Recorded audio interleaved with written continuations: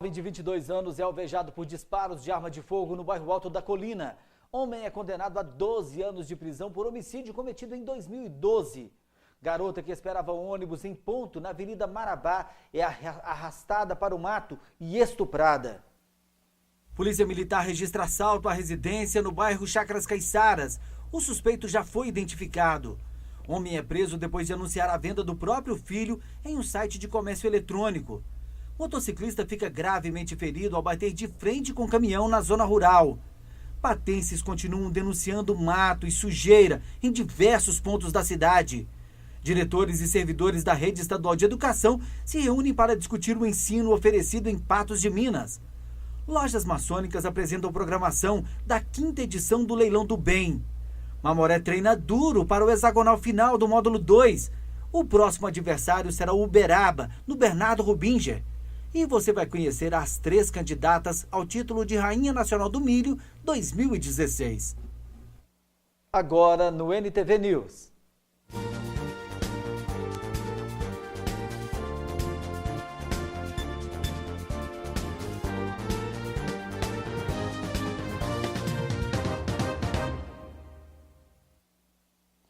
Um assalto à residência foi registrado ontem em Patos de Minas. O crime foi no bairro Chácaras Caiçaras. A vítima, que estava em casa, foi agredida e encaminhada ao hospital. Um suspeito foi identificado. O trabalho da Polícia Militar continua na tentativa de localizar o criminoso. Uma residência localizada no bairro Chácaras Caiçaras foi assaltada na tarde desta terça-feira. Uma mulher que estava dentro da casa foi agredida pelo criminoso, que estava com uma marreta de borracha em mãos. Na ação, foram levados alguns aparelhos telefônicos e cerca de R$400. Onde, segundo a vítima, ela escutou barulhos do cachorro latindo e saiu para verificar o que se tratava, já se deparando com o indivíduo no interior do seu lote. O mesmo estava com a camiseta na cabeça, tampando parte do rosto, e com um martelo de borracha, agredindo a vítima na cabeça e nas costas, no momento em que essa veio a cair. Ele aproveitou o momento, então, entrou na residência e subtraiu de lá o aparelho celular da vítima, um telefone fixo sem fio, a bolsa da mesma com documentos e R$400 em dinheiro, evadindo logo em seguida. A Polícia Militar está realizando trabalhos para localizar o suspeito, que já foi identificado. Já temos algumas informações, já temos as características desse autor, ele já foi devidamente identificado e esperamos também prendê-lo nas próximas horas. E uma garota de apenas 18 anos foi conduzida para o hospital regional ontem à noite após ser violentada sexualmente. O crime aconteceu próximo à Avenida Marabá. A repórter Jéssica Andrade tem mais informações. Jéssica. Mais um caso de estupro foi registrado em Patos de Minas. Dessa vez, o crime aconteceu na noite de ontem em um ponto de ônibus localizado aqui na Avenida Marabá. Uma jovem de apenas 18 anos, que estaria aguardando o transporte coletivo, foi arrastada para o mato e violentada. Foram alguns vizinhos que acionaram a PM. Segundo eles, a vítima conseguiu em determinado momento se livrar, abrir a boca e gritou por socorro.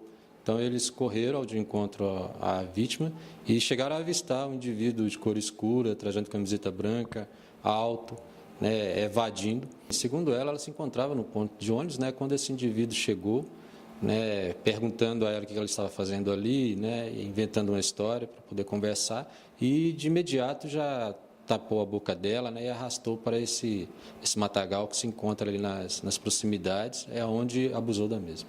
Ela se encontrava bastante abalada, foi encaminhada de imediato pela nossa equipe para o hospital, onde foi atendida e medicada. Já realizamos alguns rastreamentos no momento e já conseguimos identificar 2 potenciais suspeitos. A Polícia Militar continua no seu trabalho de investigação junto com a Polícia Civil e a qualquer momento esperamos colocar a mão nesse indivíduo e retirá-lo aí das ruas. Já estamos recebendo várias ligações já, pode ligar no 181 ou no 190, que nos ajudará a tirar esse indivíduo de circulação. E um grave acidente foi registrado na manhã desta quarta-feira na antiga estrada Presidente Olegário, Patos de Minas, a cerca de 4 quilômetros da entrada do distrito de Sertãozinho. O jovem que conduzia a motocicleta ficou bastante ferido ao bater de frente com um caminhão que seguia sentido contrário. De acordo com o motorista do caminhão Mercedes-Benz, José Francisco Oliveira, de 64 anos, ele saiu da cidade de Uberlândia com um caminhão carregado de farelo de soja, quando em uma curva visualizou um motociclista que estaria em alta velocidade. Ao ver o caminhão, o condutor da moto teria se assustado e acabou colidindo de frente com o caminhão. Com o impacto, Ariclenes Caetano Gonçalves, que conduziu uma Honda Bros NXR 150, caiu ao solo e teve diversos ferimentos. O SAMU foi acionado e conduziu a vítima até o hospital regional. A Polícia Militar também foi acionada para registrar a ocorrência. O motorista do Mercedes-Benz contou que iria descarregar o farelo na fazenda de Cascata. A moto atingiu o lado esquerdo da frente do caminhão e ficou bastante danificada. Pessoas que passavam pela estrada ajudaram a retirar o veículo do local. O caminhão sofreu danos na parte da frente.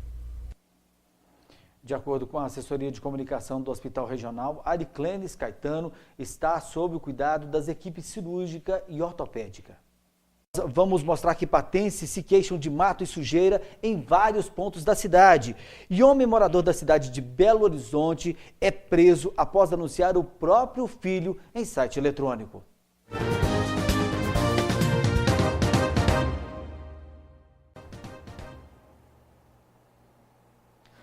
Você vai ver agora uma história chocante que aconteceu em Belo Horizonte. O pai de um bebê foi preso depois de anunciar a venda do próprio filho em um site de comércio eletrônico. O rapaz teve a prisão preventiva decretada. A polícia também apreendeu as roupas que eram usadas pelo bebê na foto do anúncio. O pai alegou que tudo não passou de uma brincadeira. Pelo fato de ele ter colocado o nome dele, o próprio telefone para contato, tenha sido realmente, conforme ele vem narrando, uma brincadeira. Porém, uma brincadeira a qual ele, por ignorância, não sabia que é titulada e tipificada no ordenamento jurídico nacional. Ainda segundo a polícia, a mãe do bebê alegou que não sabia de nada e foi ouvida como testemunha, mas a situação dela pode mudar. A situação dela pode se mudar de testemunha para investigada ou até indiciada a partir do momento que um arcabouço probatório carreado aos autos vier a nos informar que em algum momento ela soube e talvez tenha tido a oportunidade de se manifestar, de denunciar até e não o fez por alguma razão. Segundo esta psicóloga, o pai demonstrou que no mínimo tem algum desvio de conduta. Isso é uma inadequação afetiva, no mínimo, se não um distúrbio mesmo psíquico, uma psicopatia ou alguma coisa do gênero. Se isso não for uma brincadeira, ou mesmo que seja uma brincadeira, é uma brincadeira que ultrapassa os limites do bom senso, ultrapassa os limites do cuidado paterno. Ainda segundo ela, a criança pode se sentir rejeitada no futuro, quando descobrir o que o pai fez. Isso, nós estamos pensando que a vida dela vai ser tranquila com esse pai e um dia ela vai descobrir esta brincadeira, do pai. Claro que vai afetar. Sem dúvida alguma haverá um sentimento de rejeição, no mínimo um sentimento de uma tentativa de abandono dessa criança. Mas se um pai demonstra esse tipo de comportamento, porque colocar num site um anúncio é algo que não é tão rápido assim, e nós não podemos nem dizer que essa pessoa não tem instrução, porque ela sabe minimamente ler, escrever e manusear a internet para conseguir colocar esse anúncio. Então, foi pensado, foi uma atitude absolutamente planejada desta pessoa. Se foi uma brincadeira, a gente pensa sobre a capacidade ou não dessa pessoa ser um pai para esta criança. Então, me preocupa muito mais o percurso que essa criança terá junto a este pai do que simplesmente um dia ela descobrir isso.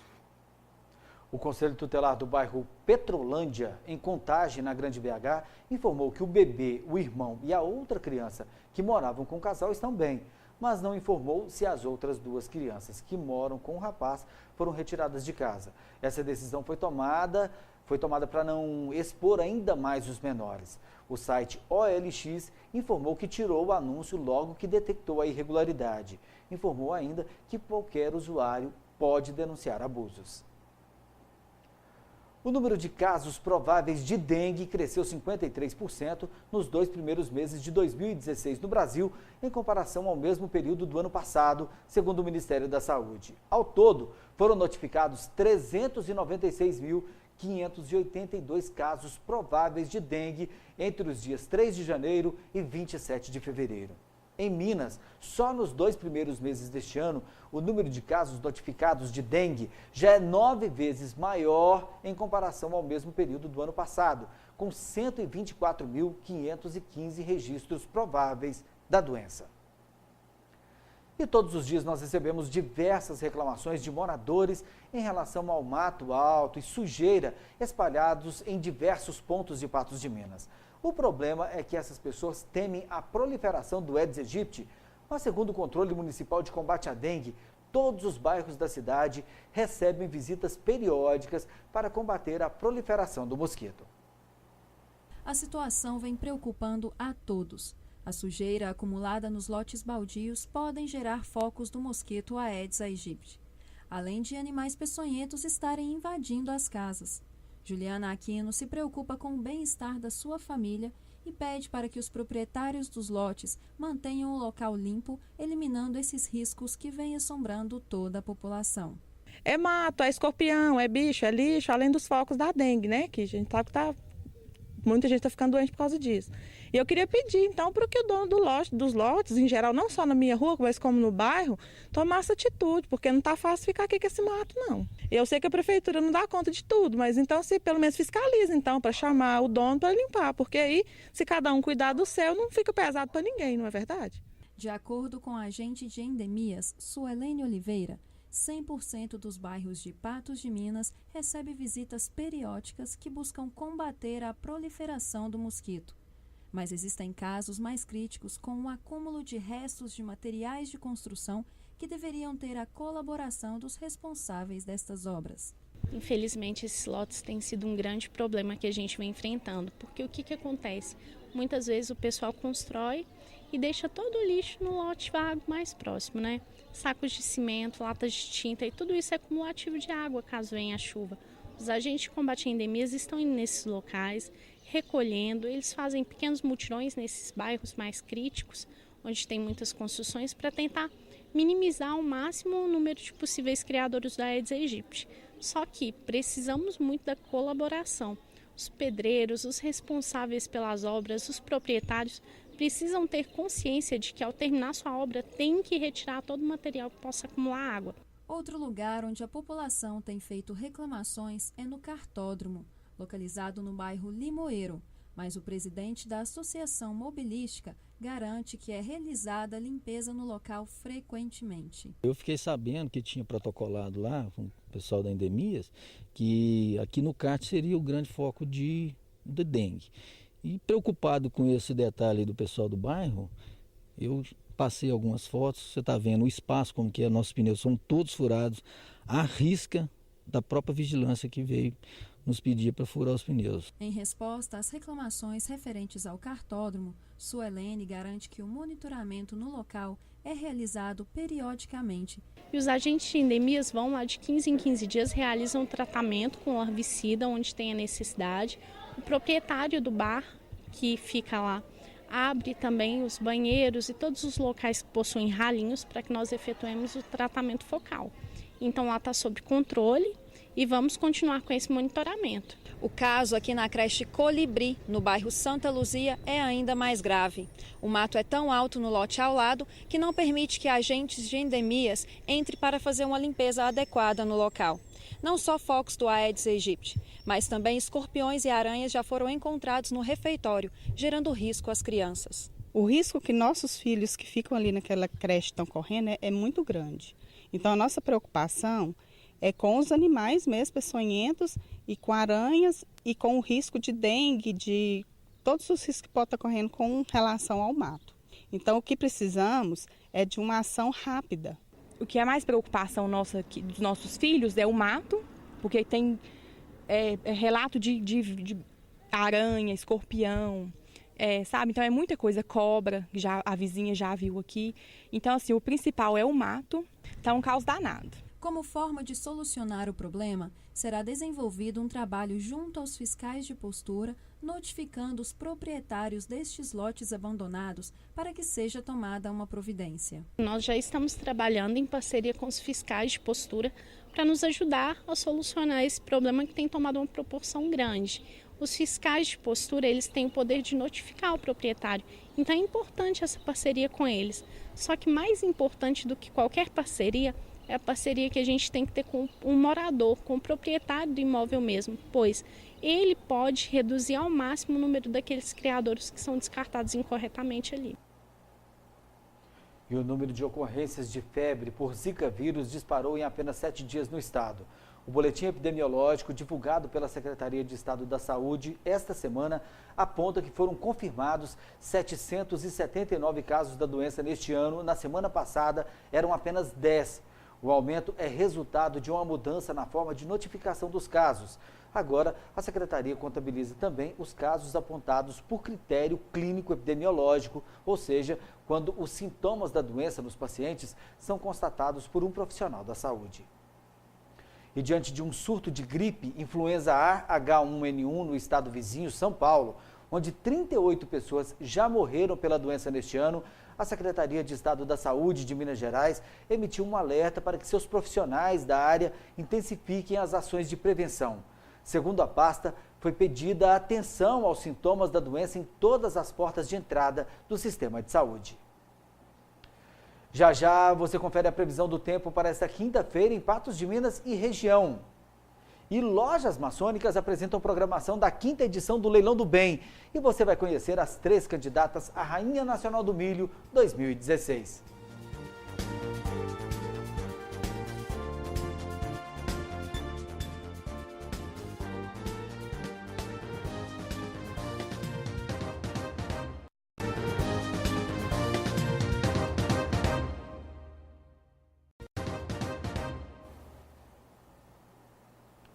A avaliação negativa do governo da presidente Dilma Rousseff apresentou melhora de 1 ponto percentual em março. A porcentagem de entrevistados que consideram uma gestão federal ruim ou péssima caiu de 70% em dezembro para 69% agora, segundo pesquisa do IBOPE divulgada hoje pela Confederação Nacional da Indústria. O percentual de brasileiros que avaliam o governo como regular caiu de 20% para 19%, enquanto a parcela que considera a gestão ótima ou boa subiu 1 ponto percentual de 9% para 10%. O Diário Oficial da União publicou hoje a medida provisória que permite aos trabalhadores do setor privado contratarem crédito consignado utilizando até 10% do saldo do FGTS como garantia de até 100% do valor da multa rescisória no caso de dispensa sem justa causa. De acordo com o texto da medida provisória 719, o Conselho Curador do FGTS vai definir o número máximo de parcelas e a taxa máxima mensal de juros a ser cobrada pelos bancos. 12 pré-candidatas passaram pela Escola de Rainhas durante o último mês. Após esse período de aprendizagem, chegou o momento de selecionar as 3 candidatas ao título de Rainha Nacional do Milho, versão 2016. 2 estudantes de 17 anos e outra de 18 anos foram escolhidas ontem. A eleição será no dia 24 de maio. 12 belas estudantes de Patos de Minas e um objetivo: serem candidatas ao título de Rainha Nacional do Milho. A realização do sonho de cada uma delas estava nas mãos de 11 jurados escolhidos pela comissão do concurso. Para chegarem até aqui, as pré-candidatas passaram pela Escola de Rainhas, momento importante para que elas pudessem adquirir conhecimentos que hoje foram colocados em prática. Durante a escola, elas foram muito pontuais, estiveram sempre bem interessadas nas aulas e foram passadas aulas interessantes, com psicóloga, com advogada, sobre direitos e deveres do cidadão. Foi passado também sobre a vida, o valor da vida, sobre a juventude, sobre oratória, comunicação. O tempo todo a gente observando nas aulas e vendo que cada dia elas se desenvolviam mais ainda. As pré-candidatas contaram com o apoio dos familiares que estiveram presentes durante o evento Elas foram avaliadas pelos quesitos de beleza e simpatia, postura e elegância e comunicação clara. Quando essas meninas chegam até você, elas chegam com uma proposta, com aquela vontade de ser e com limitações também. Elas são limitadas. E aí você começa esse contato com elas diário, preparando, mostrando para elas o certo e o errado. A escola aí trabalhando com elas dia e noite para transformá-las no que nós vimos aqui hoje. Logo após as apresentações, os jurados entregaram os formulários com as avaliações. Momento de expectativas para todos que estavam no auditório. Minutos depois foram anunciados os nomes das 3 beldades que irão concorrer ao título de Rainha Nacional do Milho. As escolhidas foram Bárbara Barbosa dos Santos, de 17 anos, Camila Rosa Silva, de 17 anos e Marina de Araújo Ferreira, de 18 anos. Nossa, está sendo um momento único para mim. Estou muito feliz, muito grata com a escola, com o aprendizado. Estou feliz, estou bastante feliz. É um sonho que eu tenho desde criança.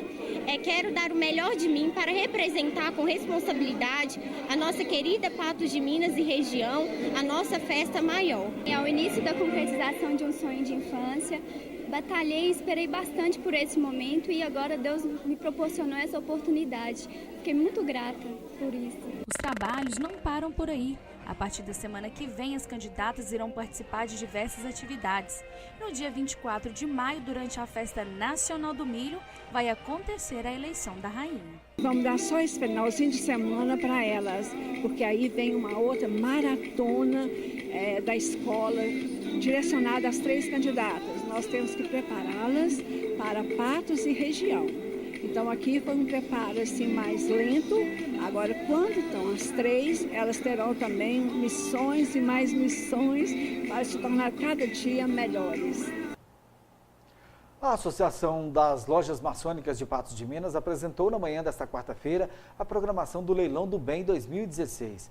A festa é realizada uma vez por ano para arrecadar fundos para entidades assistenciais do município. Este ano, o leilão será realizado no dia 17 de abril.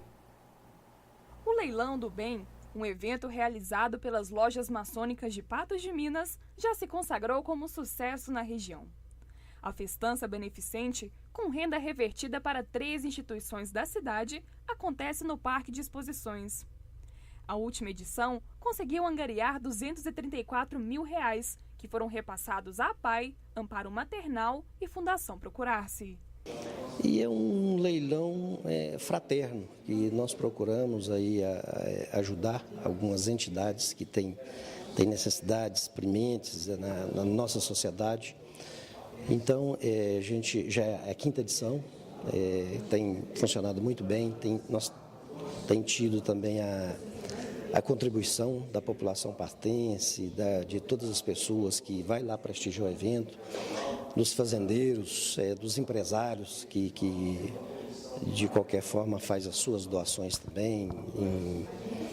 Então é um evento que visa, melhorar a vida das pessoas que faz parte da nossa comunidade. Neste ano, o Leilão do Bem será realizado no dia 17 de abril. O evento já tem toda a sua programação definida e contará com passeios ciclísticos, shows e almoço. O passeio ciclístico está mantido, sob o comando da Band Bike, que é a nossa colaboradora, participante do evento também. Os ingressos já estão à venda lá e vai sair lá da Avenida Brasil, percorrendo aí um roteiro previamente estabelecido e chegando lá no Parque de Exposições por volta das 10h30, 11 horas, por aí. A partir das 10h30 começa um show lá com a banda de Coromandel e outros artistas aqui da cidade, da região também. E essa é sempre uma festa, E o almoço deverá ser servido às 12 horas e o leilão a partir das 14 horas. Neste ano, o tradicional leilão será realizado somente com a venda de bovinos. Os membros da loja maçônica já estão recebendo doações para o evento. Sim, o leilão é exclusivo de bovinos e nós estamos pedindo a todos os fazendeiros que costumam colaborar conosco, já para antecipar suas doações, procurar qualquer membro das lojas maçônicas e das entidades também que estão sendo agraciadas e que também trabalham no evento, a APAI, a Procurar-se e o Amparo Maternal, fazer sua doação do animal e Ali no termo de doação tem todas as referências do local onde vai ser pego esse animal e os dados do doador, né? Tudo organizado direitinho. Os ingressos já estão sendo vendidos pelo valor de R$20. Crianças menores de 8 anos não pagam entrada. E nós já estamos vendendo os ingressos a R$20, tanto para o almoço como para a participação lá do leilão, né? Crianças abaixo de 8 anos não pagarão. Confira agora a previsão do tempo para esta quinta-feira em Patos de Minas e região.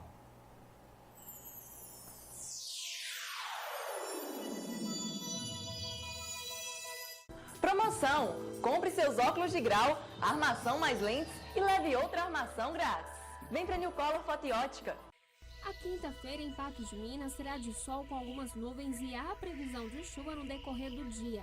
A temperatura mínima será de 18 graus e a máxima poderá atingir os 32. O índice ultravioleta registra 7 e é considerado alto. Previsão de chuva também para a região. Em Varjão de Minas, a temperatura será mais amena entre as cidades da região e a máxima registra 29 graus. Em Carmo do Paranaíba, a temperatura varia entre 20 e 30 graus. Os termômetros registram máxima de 31 em Coromandel. Já em Lagoa Formosa e Presidente Olegário, a temperatura pode atingir 32 graus.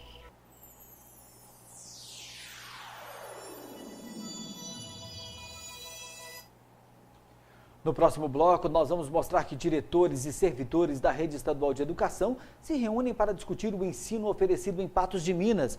E nós também vamos falar de futebol. Mamoré segue preparação para o hexagonal final do Campeonato Mineiro do Módulo 2.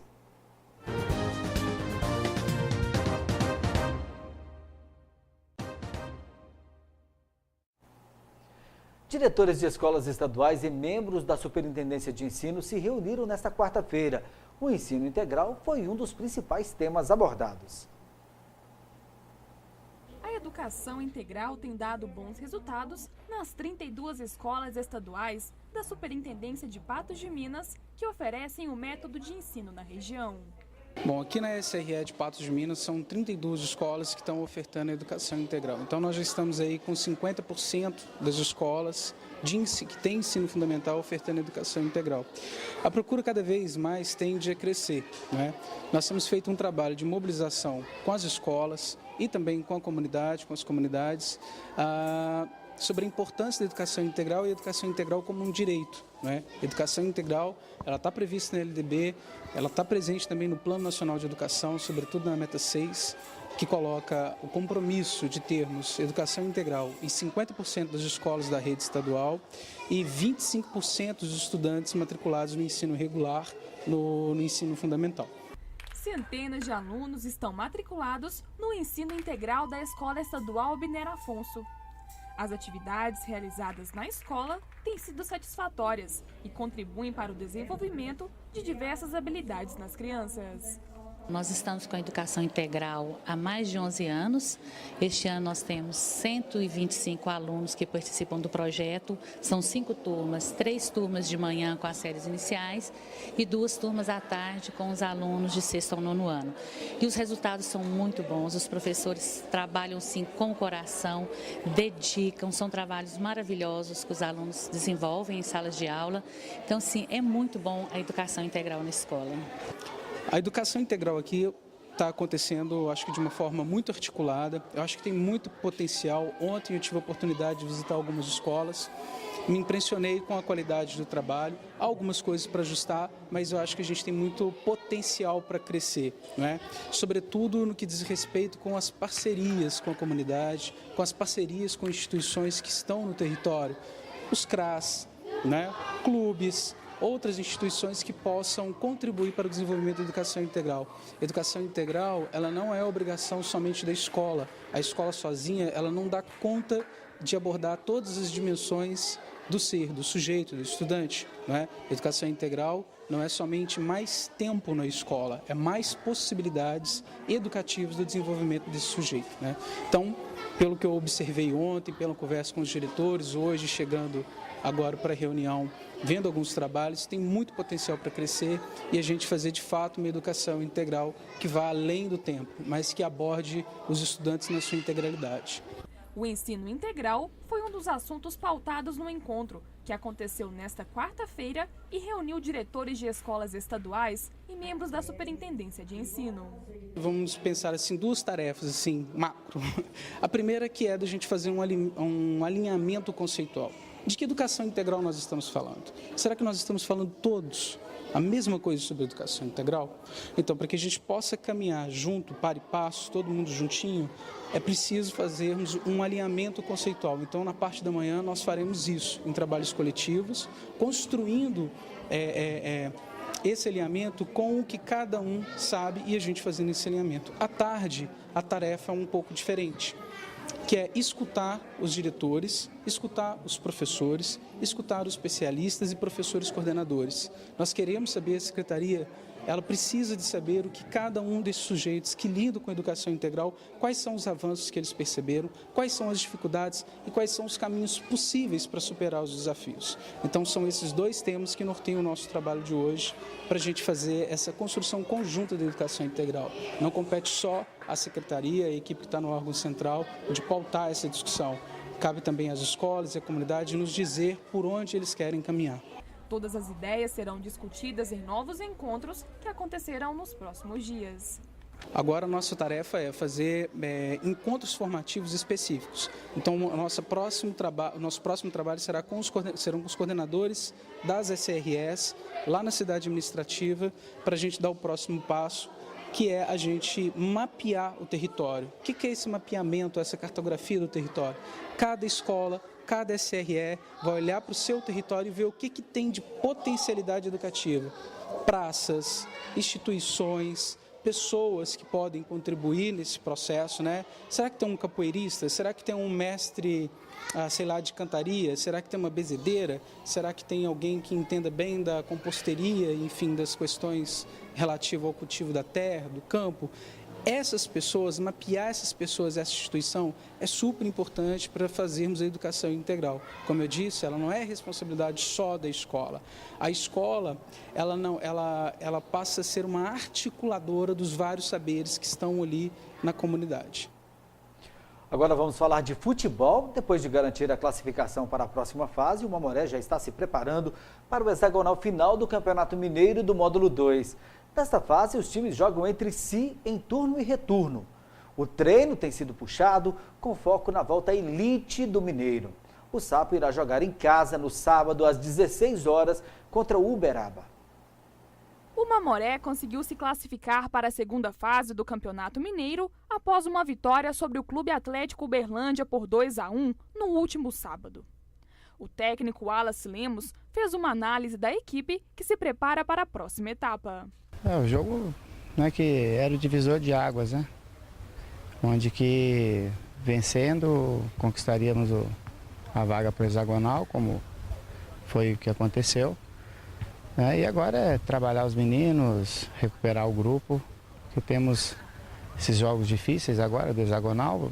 O campeonato começa de verdade agora, então a gente espera que possamos ter uma competição mais equilibrada, né, do que foi na primeira fase, apesar que o resultado final foi bastante benéfico a nosso favor. Agora nós jogamos contra o Uberaba, né? É o primeiro jogo e temos algumas baixas, né? Esperando recuperá-los, esses atletas, né? Para que eles possam ficar à disposição. E no decorrer da semana a gente vai elaborar melhor planejamento para enfrentá-los, já que os conhecemos, sabemos da força deles, mas temos totais condições de fazer um grande jogo e conquistarmos a vitória dentro de casa. Alguns jogadores estão pendurados ou no departamento médico e o técnico ainda irá decidir como a equipe será escalada. 4 atletas, né, no departamento médico, né, em processo de recuperação. Né, temos 2 ou 3 atletas com 2 cartões amarelos, né, e o China, né, com o terceiro para esse jogo. Então é uma perda importante, mas o grupo está bastante consciente do que tem que fazer, sabedores da maneira que jogamos. Então a gente espera que, né, juntos, com força, com a união da torcida, que a gente possa fazer um grande jogo. O clube que irá enfrentar o Uberaba no próximo sábado realizou uma preparação física nesta terça-feira. A partida será no estádio Bernardo Rubinger de Queiroz. Estamos trabalhando em 2 períodos, né? Pela manhã fizemos trabalho de reforço muscular para equilibrar a musculatura dos atletas e agora fazer um trabalho de força com tração, né? Fazendo a transição para que esses atletas possam, nessa semana que a gente tem de trabalho, que eles possam adquirir a melhor condição a nível físico, né? Que ocorreu um desgaste muito grande nessas últimas partidas, para que todos estejam aptos a dar o seu melhor dentro de campo. Os jogadores, que ainda estão comemorando a classificação para a segunda fase, esperam fazer uma boa partida. A expectativa é grande, como eu falei, agora os 6 melhores, né, se juntam no hexagonal. A expectativa é grande, a gente fazer uma boa estreia em casa e conseguir primeiros 3 pontos. Com certeza a torcida apoia bastante e também a gente vem de 5 resultados, de 3 vitórias e 2 empates, o que dá uma confiança a mais pra gente, motiva um pouco mais a gente. E com certeza isso vai ser bastante importante. Ainda nesta edição, vamos mostrar que o homem é condenado a 12 anos de prisão por homicídio cometido em 2012. E jovem de 22 anos é baleado no alto da colina.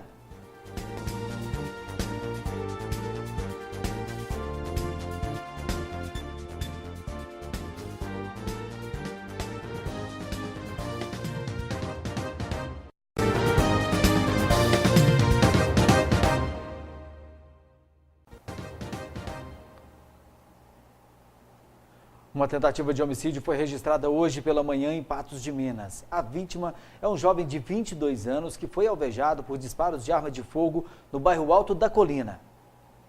Foram 5 disparos. Valdeci Cristino Soares, de 22 anos, foi atingido no ombro e no braço. Uma vítima de 22 anos, ela estava transitando a pé pela rua Buritis. No momento em que passou por ela 2 indivíduos, que estavam em uma motocicleta Honda CG Titan, de cor preta, sem maiores dados até o momento. E ao passar por essa vítima, esses indivíduos efetuaram cerca de 6 disparos de arma de fogo contra ele. Ele foi alvejado com 2 desses disparos, né? Após os fatos, os autores evadiram, tomando rumo ignorado, até o momento não foram localizados. A vítima, após isso aí, correu em direção à Rua dos Pinheiros, onde foi socorrida por terceiros até a chegada do SAMU. No hospital ficou constatado que ela foi alvejada com um disparo de arma de fogo no braço esquerdo e no ombro esquerdo, mas não corre risco de morte. Valdeci foi socorrido pelo SAMU e encaminhado para o hospital regional. Ele estava consciente, mas não conseguiu identificar os autores. Antes dela ser socorrida ao hospital, foi possível um breve diálogo com ele, mas ele, mesmo tendo visualizado os autores, não reconheceu, relatou para nós que não reconheceu quem sejam os autores, e não possui nenhuma rixa ali no bairro, né? Não tem ideia a motivação desses disparos contra ele. A família de Valdeci acredita que ele foi alvejado por engano. É uma possibilidade que nós levantamos no local, né? Dentre várias possibilidades que surgem, né, no calor do momento ali, né, sempre existe as próprias testemunhas que socorreram o rapaz, são testemunhas que nos passaram algumas informações que estão sendo verificadas, mas que ao mesmo tempo não querem se identificar, né? Então todas as informações que foram levantadas estão sendo verificadas e repassadas à Polícia Civil, né? E na medida do possível vão verificar a veracidade dessas informações e ver se tem algum fundamento. Mas a Polícia Militar continua os rastreamentos e conta com a colaboração da população para identificar e prender os autores. A gente até pede, né, aproveita a oportunidade para pedir à população, se tiver alguma informação, que ligue ou no 190 ou no 181, não precisa identificar, mas vai ser com certeza de total importância para a elucidação do fato. De acordo com a assessoria de comunicação do Hospital Regional, Valdeci continua internado e seu estado de saúde é estável. O Tribunal do Júri da Comarca de Patos de Minas concluiu hoje o julgamento de um homem acusado de cometer um homicídio em 2012. O crime aconteceu no bairro Nossa Senhora Aparecida. O autor foi condenado a 12 anos de prisão. O dia 3 de abril de 2012 jamais será apagado da memória da dona Joana d'Arc. É muito angustiante, muito triste. Eu não desejo para a mãe de ninguém, para ninguém. Porque o que eu passei, nem para a mãe do Pedro Henrique eu desejo. Mas justiça eu quero. O filho da dona Joana d'Arc, Márcio Antônio Vieira, na época com 33 anos, estava sentado na porta de casa quando foi assassinado a tiros. Foi um crime muito grave, ele matou uma pessoa por causa de dívida de drogas, cercou ele no meio da madrugada, na porta da casa dele e efetuou 3 disparos pelas costas. O autor do homicídio é Pedro Henrique Silva, de 22 anos, conhecido como Di Rick, que foi denunciado pelo Ministério Público por homicídio qualificado. Ele deveria estar sentado ali no banco dos réus, mas preferiu não comparecer ao próprio julgamento. Não é comum, mas a legislação processual penal foi alterada alguns anos atrás e hoje a gente pode fazer júri sem a presença do réu. Alguns anos atrás não seria possível, hoje é possível, mas a gente sabe que ele estava aí na rua praticando outros crimes, né? Tanto que ele tem, depois do homicídio, ele foi condenado a quase 6 anos por roubo, agora em agosto do ano passado estava praticando crime de porte ilegal de armas, então assim, não era o tipo de réu que viria aqui se submeter à justiça. Depois de ouvir defesa e acusação, os jurados decidiram pela condenação de Pedro Henrique a 12 anos de prisão por homicídio duplamente qualificado. Considerando o resultado que os jurados consideraram existentes as duas qualificadoras, a defesa bateu exatamente na presença dessas qualificadoras, porque para nós não era provado suficientemente que havia o recurso que dificultou a defesa da vítima, nem tampouco o motivo fútil. Motivo torpe. Mas o Tribunal do Júri entendeu que estavam presentes as qualificadoras e a condenação foi de homicídio duplamente qualificado. 12 anos é a pena mínima do homicídio qualificado, que a segunda qualificadora, que no caso ela funcionaria como uma agravante, ela foi compensada com a confissão e com a menoridade, que são duas atenuantes, reduzindo a pena para o patamar mínimo, ou seja, os 12 anos. Para o Ministério Público, a pena ficou de bom tamanho, tendo em vista a idade do réu e a confissão. Tinha duas circunstâncias no processo, que é a menoridade, ele tinha menos de 21 anos, e se ele confessou o crime, que acabam por puxar a pena muito ao limite mínimo, que seria 12 anos. Então ficou no mínimo legal, mas é uma pena que, pela hediondez do crime, ele vai ter que cumprir 2/3 em regime fechado. Então, para o Ministério Público, a pena era mais ou menos essa mesmo. E por causa da extensa ficha criminal, Pedro Henrique terá que cumprir a pena em regime fechado. Ele é uma pessoa de alta periculosidade, reconhecida pela Polícia Militar como uma pessoa que dá muito problema e que, portanto, ele precisa ser temporariamente segregado do tecido social. Então, foi ótima a decisão do juiz na medida em que decretou essa prisão para que a gente possa, nós cidadão de bem, ter tranquilidade e poder colocar na cadeia a pessoa que não tem condição de ficar entre nós.